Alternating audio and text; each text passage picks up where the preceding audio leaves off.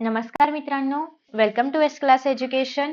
आजचा आपला हा दुसरा व्हिडिओ आहे आपल्या सिरीज मधला, ज्याच्यामध्ये आपण बोर्ड परीक्षेमध्ये कुठल्या पाठामधून कुठले कुठले प्रश्न येऊ शकतात तर हे बघत आहोत. सो या पाठामध्ये आपण बघणार आहोत की खरंच बोर्ड परीक्षेमध्ये कोणते प्रश्न येतात आणि त्यासोबतच असे कोणते टॉपिक्स आहेत किंवा असे कुठले आपण म्हणूया की डेफिनेशन्स आहेत किंवा काय आहे जे आपण पूर्णतः स्किप करू शकतो, त्याच्यावरती कुठलाही प्रश्न विचारला जात नाही, जेणेकरून कमीत कमी अभ्यास करून आपण जास्तीत जास्त मार्क्स स्कोर करू शकू. तर हा जो चॅप्टर आहे मूलद्रव्यांचे आवर्ती वर्गीकरण, याच्यामध्ये हा जो पहिला पॅसेज आहे याच्यामधून काहीच प्रश्न बनत नाही. सो हा पूर्णतः तुम्ही स्किप करू शकता. डोबे रायनरचे त्रिके असं डिरेक्टली विचारलं जात नाही, तर तुम्हाला कसं विचारलं जाऊ शकतं, कोणतेही 3 अशा पद्धतीने तुम्हाला त्रिक दिले जातील आणि हे डोबे रायनरचे त्रिक आहे का हे तुम्हाला फाइंड आउट करायचं असेल किंवा सोडवून दाखवायचं असेल. म्हणजेच काय, तर आता या ठिकाणी बघा कसा प्रश्न दिलेला आहे की पुढे जी काही मूलद्रव्ये दिलेली आहेत तर हे डोबे रायनरची त्रिके आहेत की नाही ते ओळखा. मग तुम्ही काय करणार आहात, याचं अणुवस्तुमान दोघांचं काय करायचं आहे तुम्हाला, सरासरी घ्यायची आहे आणि ती याच्या अणुवस्तुमानाच्या बरोबर येते की नाही ती पाहायची आहे. आणि जर ती तशी येत असेल तर याचा अर्थ ते डोबे रायनरचं त्रिक आहे, अदरवाईज नाहीये. ठीक आहे. सो अशा पद्धतीने हे दाखवायला येऊ शकतं, त्याच्यामुळे हा टेबल नीट करायचा आहे. त्यानंतर न्यूलँडचे जे अष्टकांचा नियम आहे याच्यावरती पण तुम्हाला क्वेश्चन असा येऊ शकतो की याच्यामध्ये काय त्रुटी आढळून आल्या. म्हणजे जसं की तुम्हाला इथे बघायला मिळते कोबाल्ट आणि निकेल एकाच ठिकाणी आहे, तर असं नाही पाहिजे. किंवा हे फक्त कॅल्शियम पर्यंतच बरोबर आहे किंवा कॅल्शियम पर्यंतच याच्या आधारे आपण जे आहे ते व्यवस्थित अभ्यास करू शकतो आणि बाकीच्यांनाही उपयोगी नाही पडत आहे. तर हे पण एक प्रकारची त्रुटीच आहे. तर या ज्या काही त्रुटी आहेत त्या तुम्हाला करायच्या आहेत न्यूलँडसाठीच्या. नेक्स्ट आहेत मेंडेलिव्हची आवर्त सारणी. याच्यामध्ये मेंडेलिव्हचा जो नियम आहे तर हा अतिशय महत्वाचा आहे. हा तुम्हाला परीक्षेमध्ये विचारला जातो. कसा येऊ शकतो की हा नियम दिला जाईल आणि विचारला जाईल की हा नियम कोणी दिलाय, किंवा असं पण असेल की हा नियम जो आहे तर तो कशावरती आधारित आहे, अणुवस्तुमानावरती आहे की कशावरती आहे, असं पण तुम्हाला प्रश्न विचारला जाऊ शकतो. त्यासोबतच डिरेक्टली नियम लिहिण्यासाठी पण येऊ शकतो एका मार्कासाठी, त्याच्यामुळे हा नियम करायचा आहे. त्यानंतर दुसरी गोष्ट अशी आहे की मेंडेलिव्हच्या आवर्त सारणीवरती टिपा लिहा, अशा प्रकारचा पण प्रश्न येऊ शकतो. सो मग त्याच्यामध्ये तुम्हाला एक्सप्लेन करायचं आहे की साधारणतः हा कशावरती आधारित आहे, हा किती मूलद्रव्यांसाठी आपण वापरू शकतो किंवा किती मूलद्रव्यांपर्यंत सुटेबल आहे, या सगळ्या गोष्टी तुम्हाला त्याच्यामध्ये लिहायच्या आहेत. टेबल वगैरे ड्रॉ करायचा नसतो, पण टेबलची रचना लिहायची असते साधारणतः की याच्यामध्ये किती काय म्हणत आपण गण गण गण म्हणजे काय आहे, आवर्त म्हणजे काय आहे, ते किती आहेत हे लिहायचं असतं.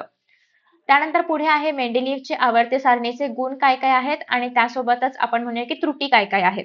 तर हे पण तुम्हाला करायचं आहे, गुण काय आहेत आणि त्रुटी काय काय आहेत. ठीक आहे. इव्हन तुम्ही हे स्ट्रक्चरवाला प्रश्न किंवा रचनावाला प्रश्न नाही केला किंवा आवर्त सारणी म्हणजे काय हे नाही केलं तरी पण चालेल, पण काय केलं पाहिजे, याचे गुण काय आहेत आणि त्यासोबतच याच्या त्रुटी काय आहेत त्या मात्र नक्की करायच्या आहेत. ठीक आहे, कारण ह्या एक्झाम मध्ये ऑलरेडी विचारल्या गेलेल्या आहेत त्रुटी आणि गुण. त्यानंतर पुढे आहे आधुनिक आवर्त सारणी किंवा त्याचं दीर्घ स्वरूप.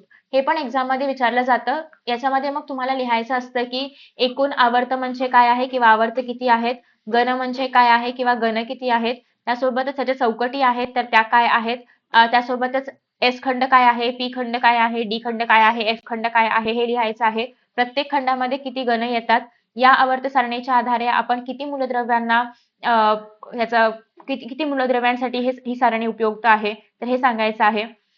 त्यासोबतच ठीक आहे, एवढं तुम्ही याच्यामध्ये सांगू शकता. आणि हा सगळ्यात महत्वाचं, ती जी काही नागमोडी रेषा आहे तर ती धातू सदृश्य मूलद्रव्यांना दाखवण्याचा प्रयत्न करते किंवा दाखवते, तर ते पण याच्यामध्ये मेन्शन केलं पाहिजे. त्यानंतर हे तुम्ही स्किप करू शकता. तर सगळ्यांना माहिती असेल ही आपली आधुनिक आवर्त सारणी आहे. हेच डोळ्यासमोर ठेवून तुम्हाला त्याचं जी रचना आहे तर ती सांगायची आहे किंवा त्याचं स्वरूप सांगायचं आहे. त्यानंतर तुम्हाला प्रश्न अशा प्रकारे विचारले जातात कोणते, ते मी तुम्हाला एक्सरसाइज मधलेच मार्क करून देते, कारण इथून पुढे जे आहे ते फक्त एक्सरसाइज मधल्या प्रश्नांनी केलं तरी पण चालणार आहे. त्यासोबतच पुढचं असं आहे की अणु आकारमान म्हणजे काय ते लक्षात ठेवायचं आहे, त्याचं एकक लक्षात ठेवायचं आहे आणि हे आवर्तामध्ये जाताना वाढतं की कमी होतं डावीकडून उजवीकडे, आणि गणामध्ये वरून खाली जाताना वाढतं की कमी होतं हे तुम्हाला माहिती असलं पाहिजे. दुसरी गोष्ट अशी की ते का वाढतं आणि का कमी होतं याचं कारण माहिती पाहिजे, कारण अशा प्रकारचे प्रश्न तुम्हाला स्वाध्यायामध्ये बघायला मिळतात. ठीक आहे, आणि ते प्रश्न परीक्षेमध्ये सकारण स्पष्ट करा किंवा वैज्ञानिक कारण स्पष्ट करा याच्या अंतर्गत विचारले जातात. सो त्याला आपण काय म्हणणार आहोत की आधुनिक आवर्त सारणीमधले जे आवर्ती कल आहेत, मग ते रिगार्डिंग टू अणु आकारमान असेल किंवा त्यासोबतच धातू अधातू गुणधर्म, आता हे सुद्धा आवर्तामध्ये डावीकडून उजवीकडे जाताना धातू गुणधर्म वाढतात की कमी होतात किंवा अधातू गुणधर्म वाढतात की कमी होतात, वाढत असतील तर का वाढतायत, कमी होत असतील तर का कमी होत आहेत, याची कारणं करणं गरजेचं आहे. तुम्ही जर बेसिकली हा तक्ता लक्षात ठेवलात ना, तर तुम्हाला सगळी उत्तरं आपोआप मिळतील.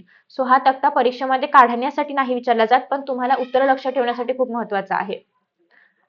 सो एक तर धातू अधातू, दुसरा आहे अणु, त्याच्यानंतर तिसरा आहे, एक मिनिट, ते प्रश्न आहेत त्याच्या अकॉर्डिंगलीच मी तुम्हाला सांगते. हा, तर आवर्तामध्ये डावीकडून उजवीकडे जाताना अणुत्रिज्या कमी होत जाते, का कमी होत जाते?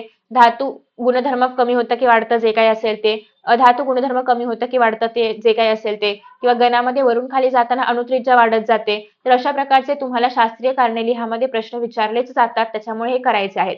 या पाठामधून हे प्रश्न कन्फर्म आहेत. ठीक आहे, हे ऑलरेडी आपण बघितलेलं आहे. हे 2 प्रश्न तर येतातच येतात. त्यानंतर ऍक्टिव्हिटी बेस्ड पेपर असल्यामुळे किंवा कृती पत्रिका असल्यामुळे त्याच्यामध्ये अशा प्रकारचे पण प्रश्न येतात की तुम्हाला काही मूलद्रव्यांची नावं दिली असतील आणि ती कुठल्या ती मूलद्रव्य जी आहेत तर ती कुठल्या आवर्तामध्ये येतात, ती कुठल्या गणामध्ये येतात, त्याचं बेसिकली ठिकाण काय आहे आपल्या आवर्त सारणीमधलं, तर ते विचारलं जाऊ शकतं.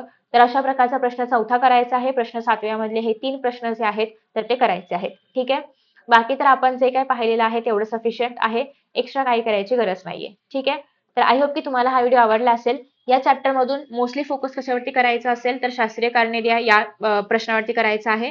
आणि त्यासोबतच जे मूलद्रव्य आहेत तर ती त्याची आवर्त फाइंड आउट करा, त्याचा गण लिहा. तर अशा प्रकारचे प्रश्न याच्यामधून विचारले जातात. ठीक आहे, so thank you so much for watching this video. अशाच प्रकारे तुम्हाला पुढच्या पाठाचा व्हिडिओ पाहायला आवडेल का, हे पण नक्की सांगा. व्हिडिओ शेअर करा आपल्या मित्रांसोबत, लाईक पण करू शकता. And see you in the next video. Bye bye.